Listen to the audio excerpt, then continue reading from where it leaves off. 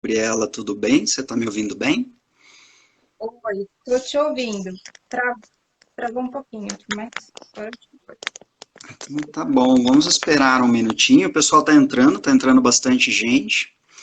Tem muitos psicólogos entrando, viu, Gabriela, rapidamente, pelo que eu percebi aqui.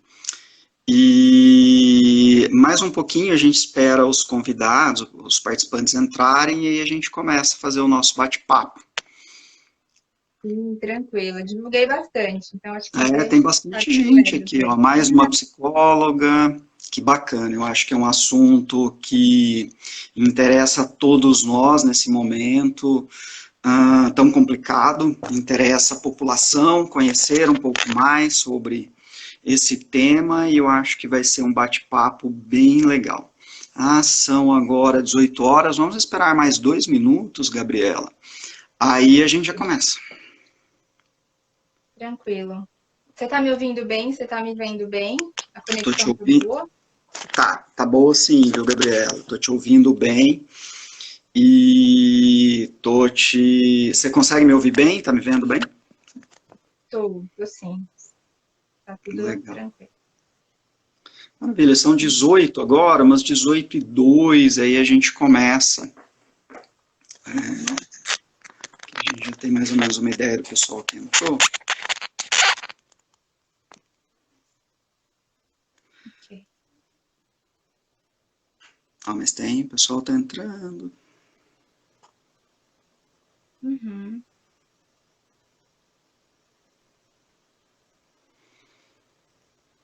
Boa noite, pessoal.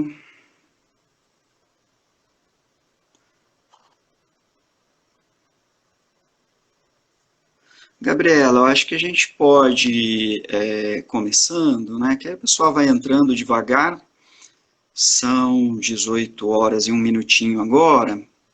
Vamos esperar mais um minuto e aí a gente inicia o nosso bate-papo. Uhum. Tá. Gabriela, é Gabriela Maier. Gabriela Maier. Tá, joia. Maier como isso? Maravilha. É que o nome é muito grande, né? Então a gente. Gabriela Maier só. É Gomes da Silva, mas Gabriela Maier tá bom. Então tá joia, Gabriela. Então, assim, vamos. Pessoal, boa noite. Hoje nós vamos mais uma vez aqui no Instagram da Unimetrocamp fazer um bate-papo, sempre trazendo um professor ou um profissional de uma determinada área para falar, para comentar, explicar um tema. E hoje o tema é o impacto da pandemia na saúde mental dos profissionais de saúde. Eu acho que nesse contexto e nesse cenário que nós estamos vivendo, é um tema mais do que necessário a discussão e levantar aspectos sobre essas questões, né? A saúde mental dos profissionais que estão diretamente ligados ao combate do coronavírus. Então, para bater esse papo com a gente hoje, aqui no Instagram da Unimetrocamp, a gente recebe a Gabriela Maier Gomes da Silva. A Gabriela, que é psicóloga pela Universidade Brás Cubas desde 2003, especialista em psicologia hospitalar pelo Hospital das Clínicas da Faculdade de Medicina da USP, possui cursos de atualização sobre luto, morte e terminalidade e também a atuação do psicólogo na UTI. E também atualização em saúde mental e atenção psicossocial na Covid-19 pela Fiocruz. A Gabriela também participa das atividades do LAPPSI, o Laboratório de Psicanálise, Saúde e Instituição do Instituto de Psicologia da USP, utiliza a abordagem da psicanálise na prática profissional, tem experiência profissional na área hospitalar e clínica, e atualmente a Gabriela atua como psicóloga clínica, atendendo online adolescentes e adultos com diversas queixas de saúde mental. Gabriela, muito obrigado por ter aceitado o nosso convite e por participar desse bate-papo aqui com a gente. Então, no primeiro momento, eu gostaria de perguntar, numa situação tão complexa como essa, numa situação de pandemia, produz reações esperadas e quais são essas reações?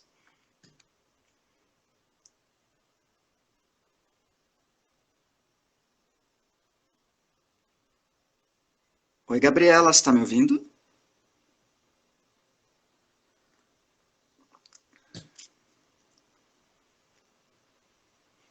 Oi, Gabriela, você está me ouvindo? Oi, está me ouvindo? Oi, eu, Você... eu ouvi aqui, mas deu uma travada, mas eu ouvi. Ai, não tem problema. Vamos lá, eu vou só repetir a primeira pergunta, então, Gabriela, para a gente iniciar o nosso bate-papo. Né? Uma situação de pandemia produz reações esperadas. Quais seriam, Gabriela, essas reações? Certo. Primeiro, eu só queria. Eu sou formada desde 2013, tá? Acho que você confundiu aí, você falou 2003.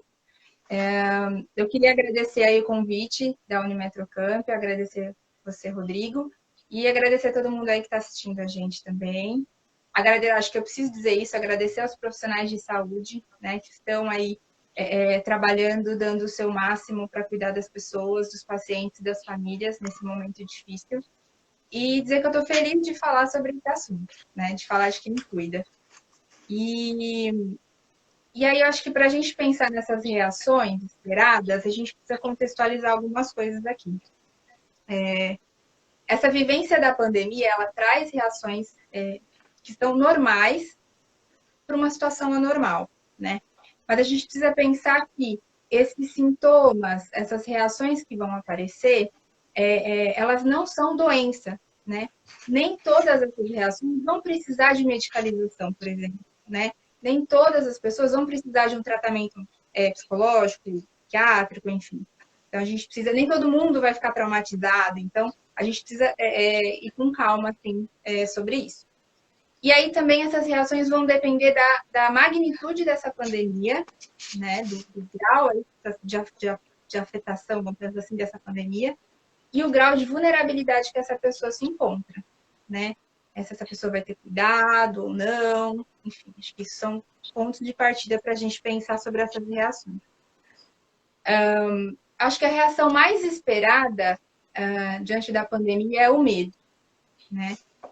O medo de adoecer, o medo de morrer, o medo de que alguém próximo também adoeça, venha a falecer. E aí vem também outros medos em relação, por exemplo, ao trabalho, né? Como é que fica o trabalho, quem está home office, ok, quem precisa levantar para trabalhar, pegar condução, como fica. A situação financeira, né? Quem tem aí as empresas do comércio. Então, fica esse medo muito grande, né? A gente pode pensar também no medo em relação à educação, né? As crianças que tiveram aí que ficar em casa, com as aulas online, como é que fica o ano, como é que fica a socialização com os amigos, os professores tendo aí que se reinventar. Então, acho que existe esse aspecto também que é esperado de medo, nesse contexto de educação. O medo em relação aos recursos básicos aí de subsistência. Então, como é que fica, né, com os boletos chegando? Será que eu tenho dinheiro para fazer a compra do mês? Né? Então, são medos. Esses medos, eles vão acometer as pessoas, né? E aí, existem algumas sensações que são recorrentes também, né? Com a quarentena, com o isolamento social, a gente teve sensação de perda de liberdade, né? Foi muito grande. E aí,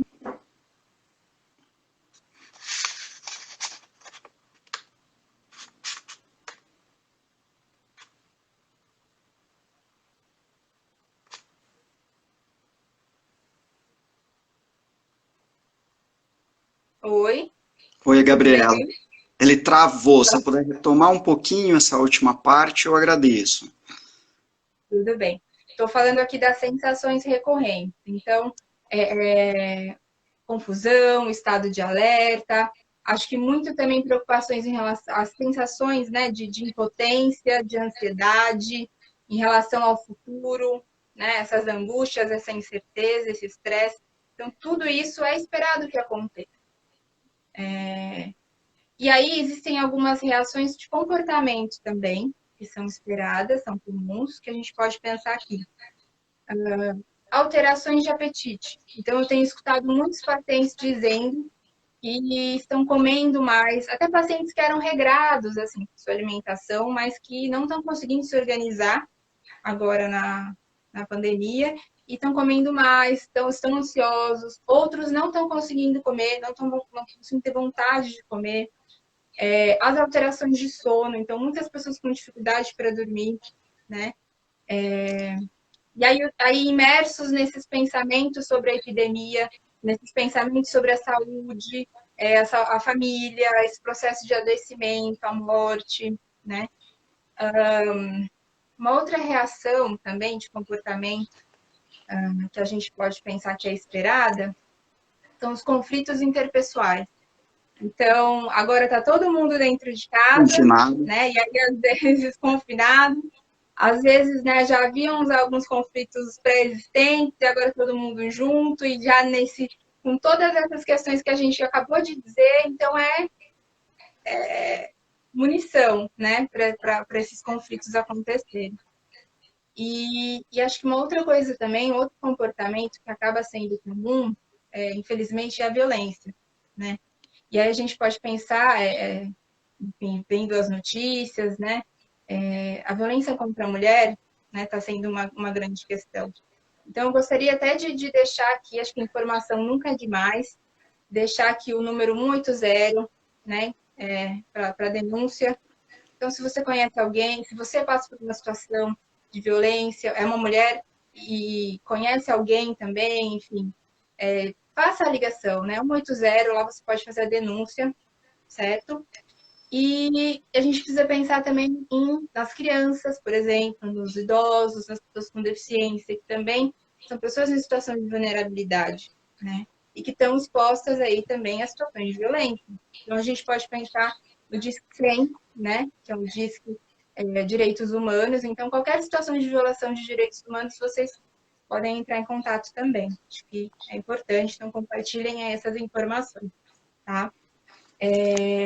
A gente precisa pensar também na, na violência contra si, né? Também é um fator. Então, por exemplo, o risco de suicídio é algo que também pode acontecer.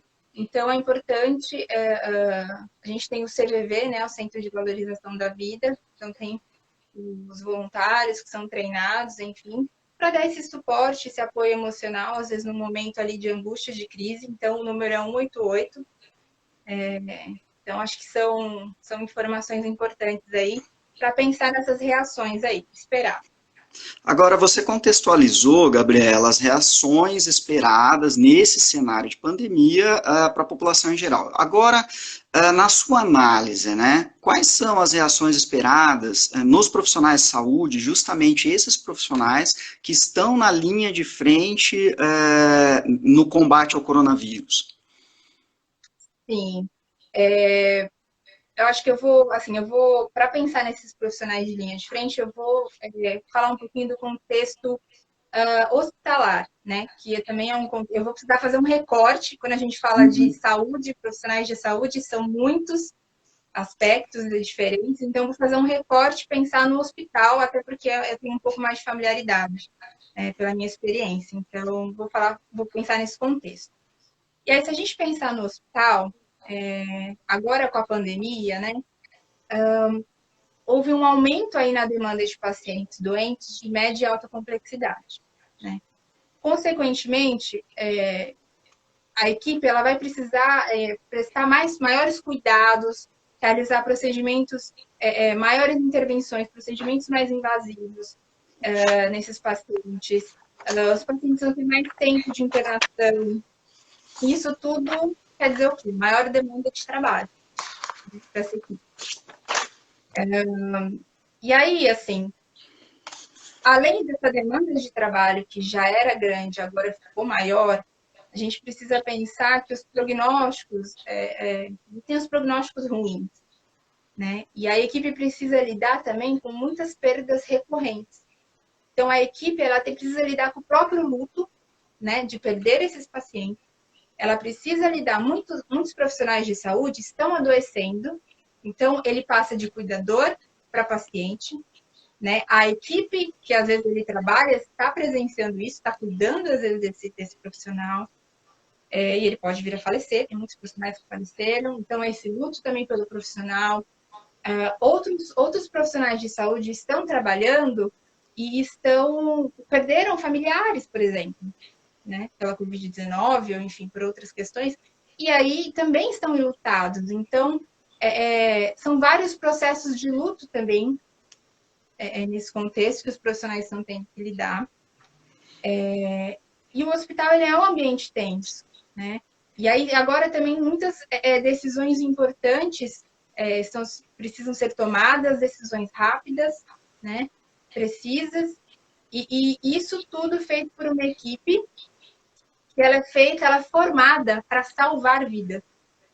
Então, olha isso, né? Uma equipe que é formada para salvar o paciente, para cuidar, para o paciente sair bem, está tendo que lidar com todo esse processo de morte, adoecimento. Então, é esperado que esse profissional ele tenha medo, né? Que ele tenha muito medo de morrer, de adoecer, de se contaminar, de transmitir para essa família, né?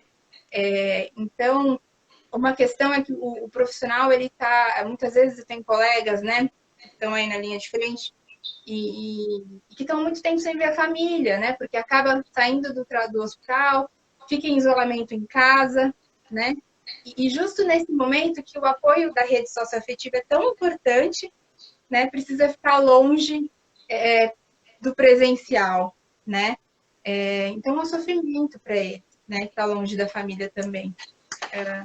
E a gente pode pensar também que as alterações de sono, as alterações de alimentação também vão ocorrer, né, para esses profissionais.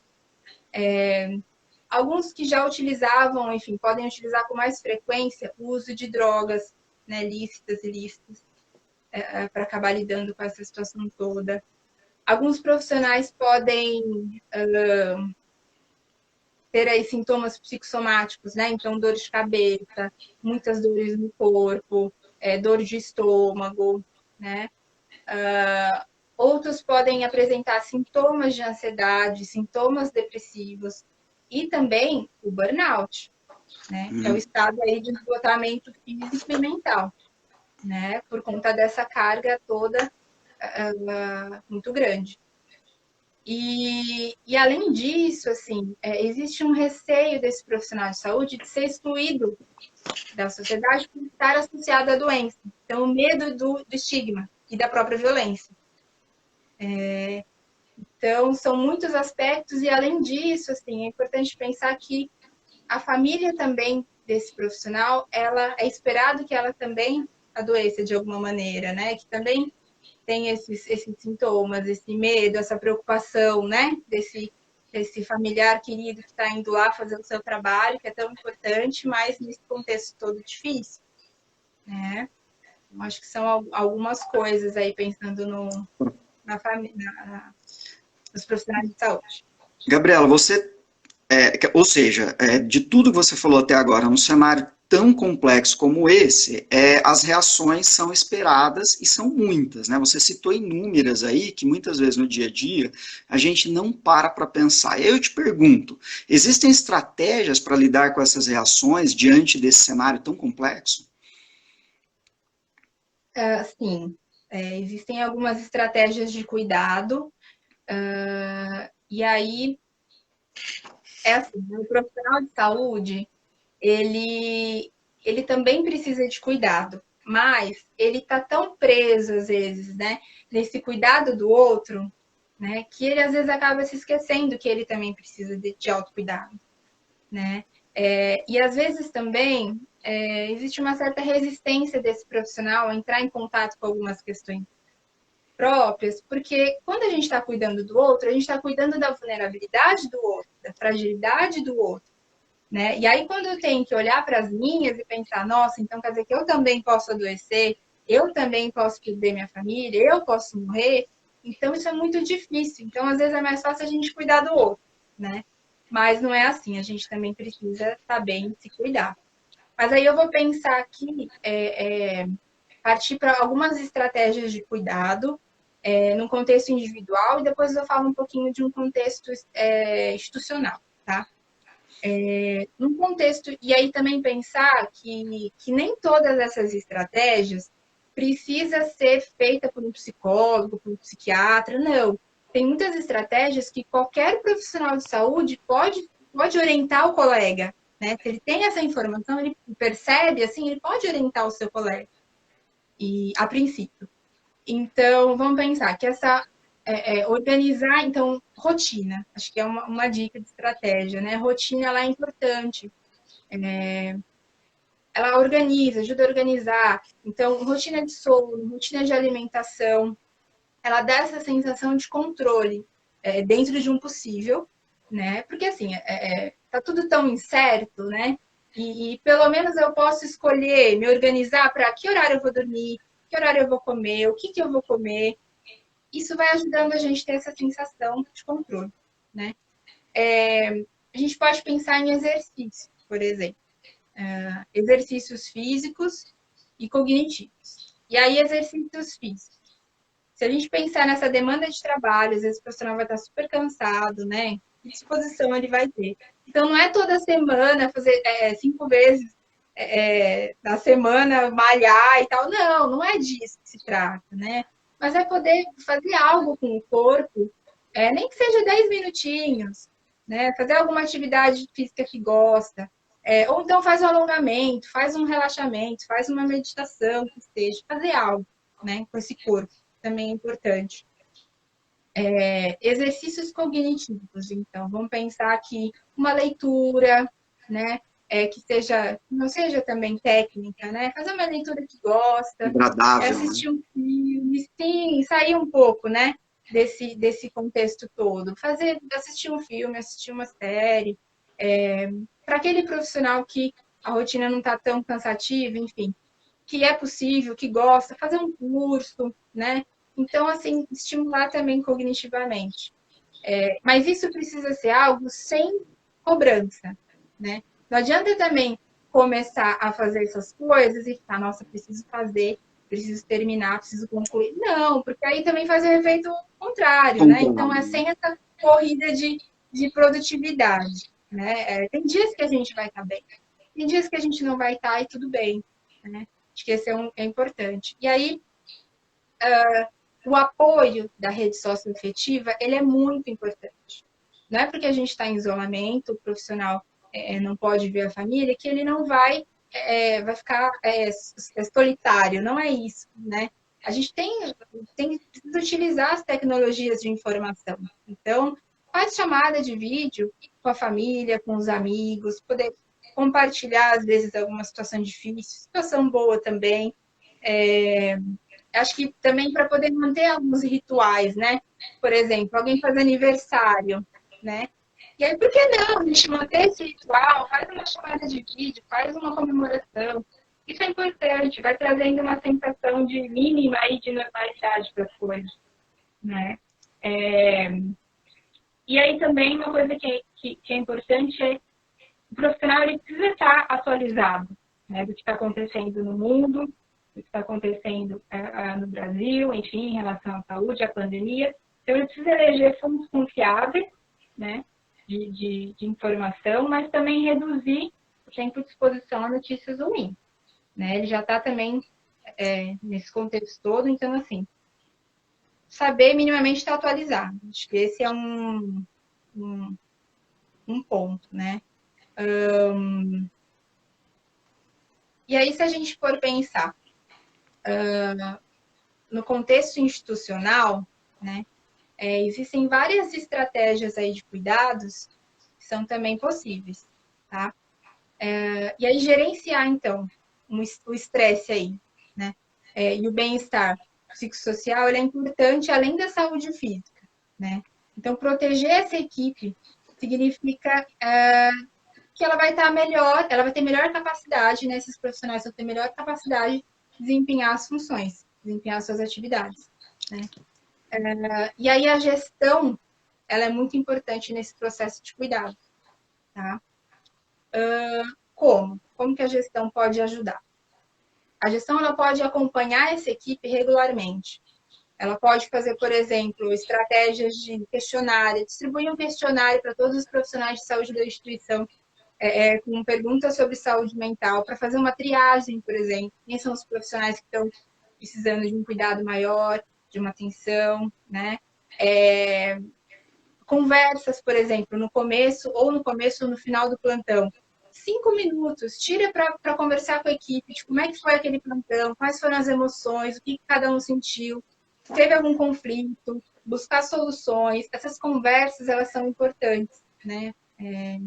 E aí precisa também que para isso tudo tenha confiança, né? Os profissionais precisam ter confiança nessa equipe, nessa gestão. E aí também a gestão ela precisa oferecer treinamento adequado para esses profissionais, né? Informação adequada e confiável, para que eles se sintam seguros para fazer o trabalho. As coisas, a informação ela é muito rápida, né? Atualiza muito rápido, as coisas mudam muito rápido. Então, a gestão ela é importante para passar essas informações para a equipe, né? Responsável por isso. E aí ela precisa fornecer também para essa equipe, né? Essa instituição e essa gestão precisa fornecer equipamento de proteção individual adequado, né? Treinamento adequado para esses profissionais, para minimamente ter essa sensação de controle. Isso tudo estabiliza, né? Dá estabilidade emocional para o profissional para fazer o trabalho dele da melhor maneira possível nesse contexto, né? Outra coisa que é importante, por exemplo, né? Alternar aí os profissionais que fazem atividades de entre alta e baixa tensão. Por exemplo, um médico que fica responsável por fazer a comunicação de más notícias para a família, né? Ou seja, dizer do óbito do paciente. Como que a gente deixa, por exemplo, um médico todos os dias responsável por só fazer essa comunicação? É impossível, né? Ele vai ter que lidar com essas questões de luto, lidar com a reação da família, não dá. Então, isso precisa ter um rodízio, uma escala, né? Então, a gestão é importante também por perceber esse processo e fazer essas alterações. É importante que esse profissional ele tenha descanso respeitado, descanso adequado, né?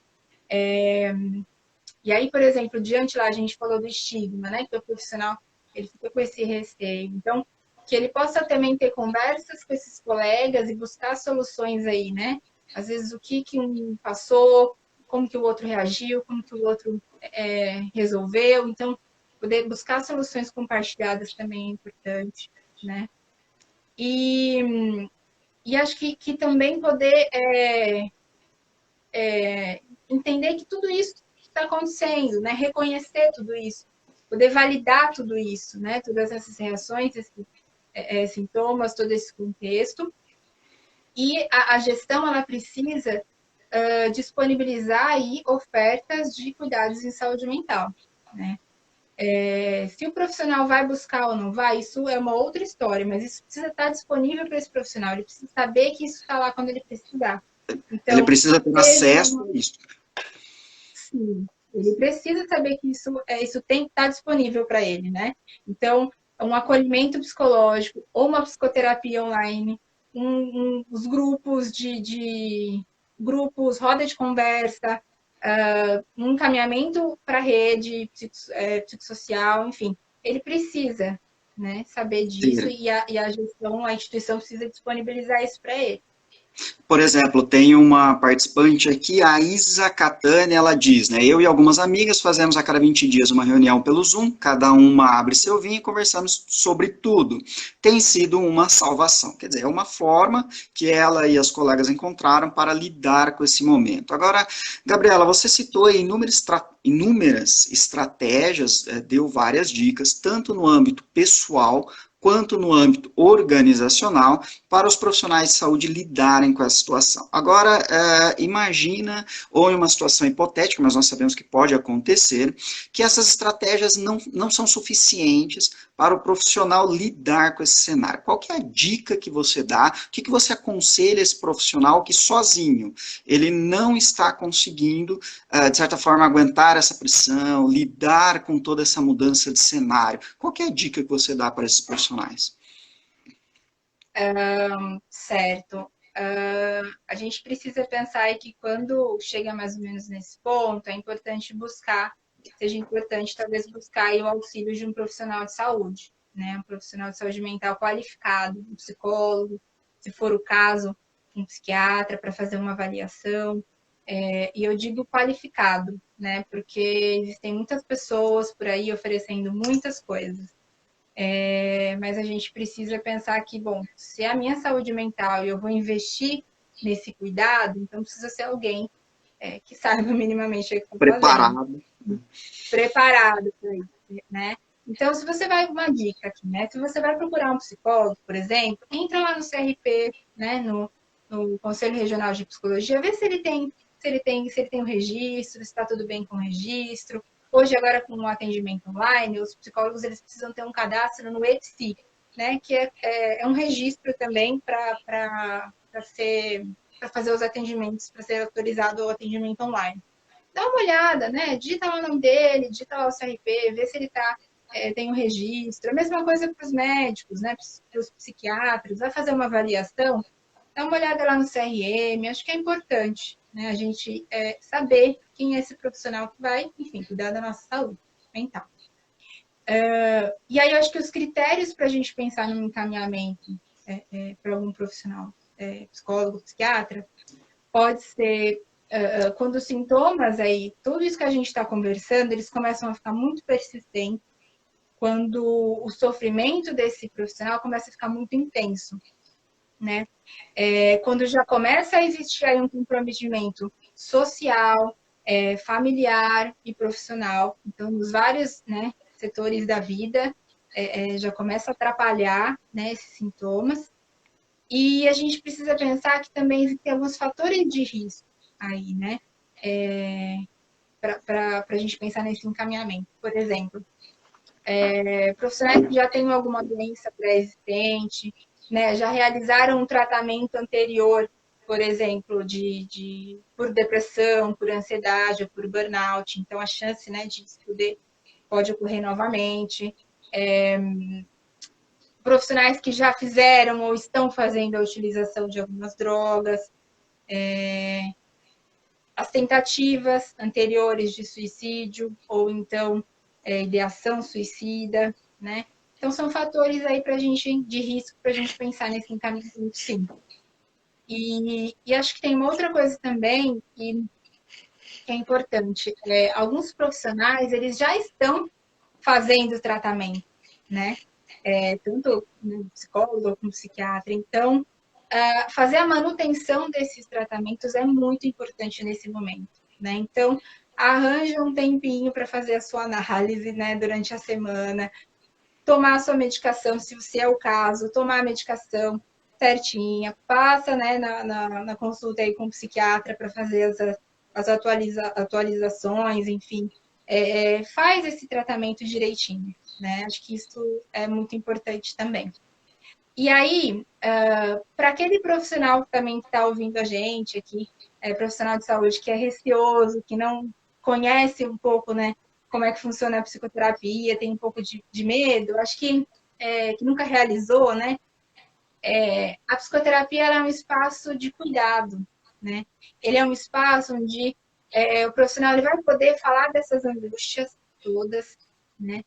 É um espaço onde ele vai ser acolhido, é um espaço de sigilo, então tudo aquilo vai ficar entre o profissional e o paciente. É um espaço onde ele não vai ser julgado, né? E ali, um profissional, e esse profissional vai ter as técnicas para poder cuidar desse paciente e ajudar esse paciente a encontrar saídas, soluções aí diferentes, né, para lidar com esse sintoma. E principalmente aí também a lidar com essa falta de controle, a separar um pouco o que é dele, o que é do outro, o que ele precisa se responsabilizar de fato. E a partir desse momento que ele se responsabiliza por aquilo que é dele, né, ele consegue fazer mudanças. Então, ele vai agendar um dia, vai agendar um horário, né, vai te orientar como é que funciona, se for o caso de psicoterapia online. Então, tire as dúvidas, não tenha receio, né? Acho que é importante que o profissional possa buscar essa ajuda quando for o caso, sim. Tá? estou pensando em tudo que você disse aqui, né? Um resumo poderia ser: o profissional de saúde que cuida também merece cuidados, né? Ainda mais em uma situação em que eles estão tão expostos como essa. Gabriela, para encerrar o nosso bate-papo, o que mudou na sua atuação profissional na pandemia e quais cuidados de saúde mental são importantes para os psicólogos clínicos? Tá. Bom, o que mudou é que, assim, eu atendo presencial, sou psicóloga clínica, sempre atendi presencial com os pacientes. E o atendimento online veio como um grande desafio, né? Eu confesso que eu fiquei resistente no começo. Falei, ai, meu Deus, e agora? Não vai dar certo.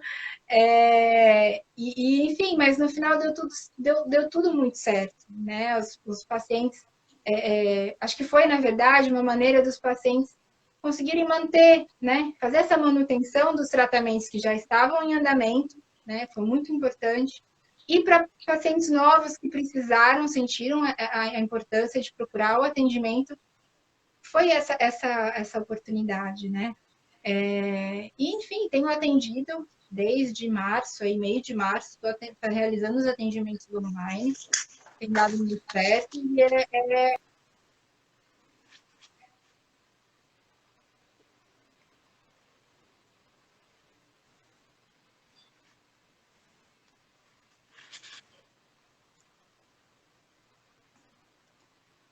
Oi, Gabriel, até ele travou um pouquinho. Não, pode continuar.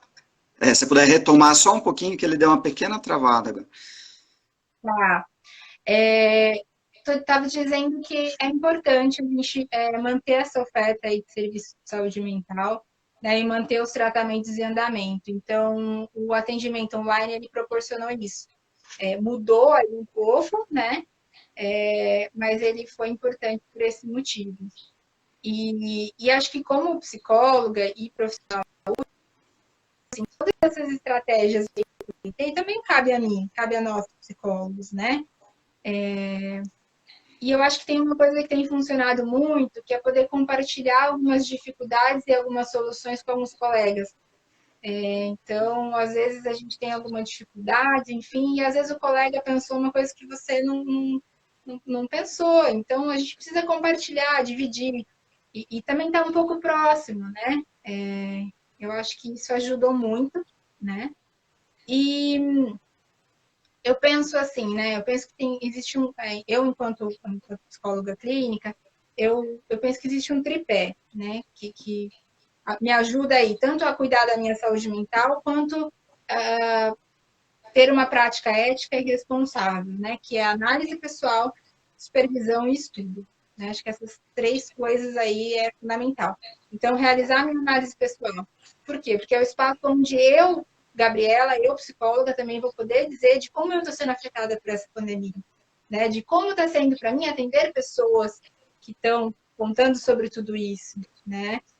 Eu preciso desse espaço também, né? Para buscar as minhas soluções. Então, e para poder escutar melhor os meus pacientes. Eu preciso ter trabalhado isso em mim primeiro. Então, isso é muito importante, né? Somente agora. Realizar a supervisão. Então, tem um caso que, às vezes, que eu atendo que está difícil, não estou conseguindo escutar, às vezes o caso não está indo, o paciente não está melhorando. Então, eu preciso reconhecer os meus limites, entender que eu preciso de ajuda. Então, eu vou procurar um supervisor, um psicólogo, eu vou apresentar esse caso, discutir, e ele vai me orientar, e aí eu vou buscar aí também soluções para isso, né? A gente não sabe tudo, a gente precisa ter isso em mente, né? A gente está em construção, né? E acho que o estudo também. Então, eu estou agora aproveitando também esse tempo para estudar. Fiz recente o curso de luto pela Roça Psique, fiz o curso de atualização do psicólogo na UTI, estou fazendo o curso da Fiocruz de saúde mental e atenção psicossocial. Aliás, queria dizer que muitas das informações das estratégias de cuidados que eu comentei aqui estão nas cartilhas da Fiocruz, para quem quiser, só entrar lá no site da Fiocruz, tem tudo lá. Tá bom? Acho que é também conhecimento, a gente tem que compartilhar. E é isso, assim, o estudo também, né? Acho que isso hoje eu postei a foto, né, para divulgar no meu Facebook, aí um professor meu da faculdade comentou, achei muito legal, e ele sempre falava, né, que você ser psicólogo é fácil, né, porque você faz sua faculdade, você está com seu diploma. Agora, você estar psicólogo é outra história, né? Então, é você estar a todo momento aí nesse processo, né? De fazer uma prática ética responsável, também cuidando da sua saúde mental. E aí eu estou buscando isso, sim. Acho que é um pouco disso.